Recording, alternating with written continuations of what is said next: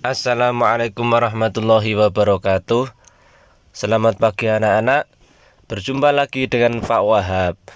Melanjutkan materi yang kemarin, pembelajaran ke-6 subtema 1 tema 3. Sebelum kita mulai kegiatan hari ini, mari kita baca suratul Fatihah terlebih dahulu dengan harapan apa yang kita hasilkan nanti dapat membawa manfaat. Al-Fatihah.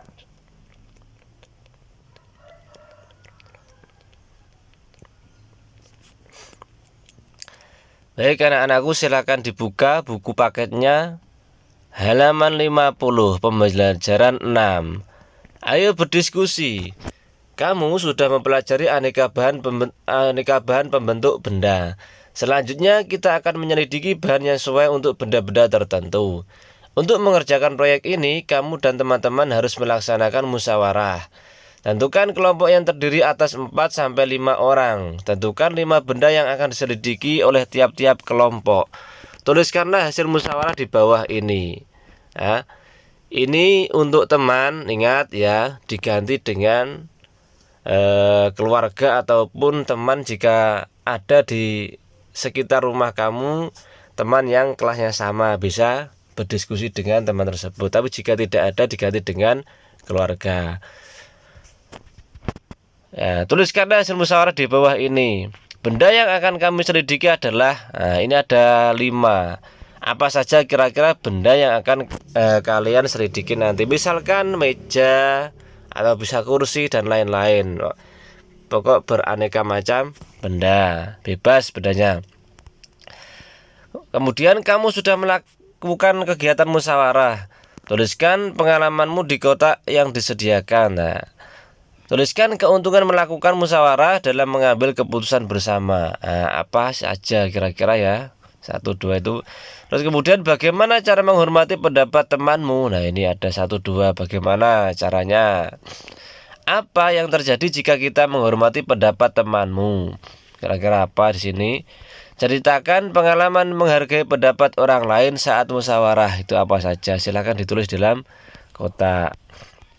Selanjutnya, ayo mencoba. Setiap kelompok telah memilih benda. Lakukan penyelidikan bahan yang terbaik untuk membentuk benda tersebut. Kamu harus memilih bahan yang dapat untuk membuat benda. Kamu harus memilih bahan yang tepat untuk membuat benda. Karena pemilihan bahan dapat menjadikan benda berfungsi maksimal. Apa bahan yang baik untuk membuat daun jendela? Apakah dari kayu, aluminium, atau kaca? Untuk memecahkannya, selidiki bersama. Langkah kerjanya adalah sebagai berikut. 1.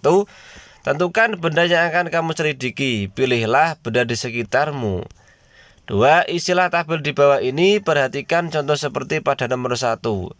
Nomor 1 ada nama benda daun jendela. Kemudian terbuat dari bahan ada kayu dan aluminium. Kelebihan dari bahan tersebut, yang pertama kayu. Kelebihannya kuat, beberapa jenis kayu dapat bertahan ratusan tahun. Kemudian aluminium, kelebihan dari bahan tersebut adalah ringan, tidak dapat dimakan rayap. Untuk kekurangan dari bahan tersebut adalah kayu misalkan dapat terkena rayap, mudah terbakar. Aluminium, kekurangan adalah tidak tahan benturan keras. Untuk nomor 2-6 ini kalian mencari benda di sekitar rumah kamu. Kemudian selidikilah benda tersebut terbuat dari apa, kelebihan dan kekurangannya apa ya. Silahkan diteliti ini di dalam kotak. Ayo menulis, pilihlah 1 benda yang telah kamu selidiki. Tuliskan secara lengkap hasil penyelidikanmu. Hal-hal berikut harus termuat dalam tulisanmu. 1. Penjelasan bentuk benda, meliputi warna, ukuran, dan bentuk. Kemudian nomor 2, fungsi benda. 3. Alasanmu memilih bahan tertentu untuk membuat benda tersebut. 4. Menyebutkan kelebihan bahan tersebut. 5. Menyebutkan kekurangan bahan tersebut. Nah, dalam penyelidikan tadi ya, silahkan dipilih 1 yang memuat antara 1 sampai 3 sampai 5. Silahkan pilih 1 benda misalkan yang telah kamu selidiki tadi. Kemudian yang harus kamu tulis dalam kotak ini harus memuat 2, 3, 4, 5 ini ya, melalui penjelasan bentuk benda sampai menyebutkan kekurangan dan kelebihan benda tersebut ya, tulis di kotak ini. Lalu selanjutnya, ayo mencoba. Meteran gulung disebut juga meteran saku. Meteran gulung berfungsi untuk mengukur panjang benda yang lebih dari 1 meter. Meteran ini biasa digunakan pekerja bangunan atau tukang kayu. Siti akan menata ulang kamar tidurnya. Sebelum menata, Siti mengukur benda-benda di kamarnya. Ukuran yang diperoleh Siti seperti berikut ini. 1. Bantulah Siti menemukan ukurannya. A. 254 cm sama dengan titik-titik meter plus atau tambah titik-titik cm. Untuk mengerjakan soal ini ya, tentukan satuannya terlebih dahulu. Jika satuannya sama berarti tidak usah diubah. Misalkan 254 senti ke meter berarti ini dipisah dulu. Berarti 200, silakan ditulis dulu 200 misalkan senti ya. Kemudian 200 tersebut diubah menjadi meter berapa? Misalkan 2. Kemudian masih ada sisa 54 cm dengan satuannya sama cm. Jika satuannya sama berarti tidak usah dirubah. Berarti 54 tetap 54. Untuk contoh lebih jelasnya ada di pembelajaran 5 yang kemarin kalian kerjakan ya. Silahkan, ini hanya mengulang. Mudah ini. Tentukan ubahlah terlebih dahulu. Jika satunya sama berarti tidak usah dirubah. Jika tidak sama silahkan diubah, ditambahi ataupun dikurangi. 2. Tukang membutuhkan bahan kayu untuk membuat meja. Bahan kayu yang diperlukan 250 cm. Pilihlah bahan kayu yang sesuai kebutuhannya. Nah, ini ada pilihan 1, 2, 3. Mana yang sesuai dengan ini kata-kata yang dipilih tukang tersebut dari bahan kayu. Ada 2 meter 50 cm, ada 200 cm 5 cm.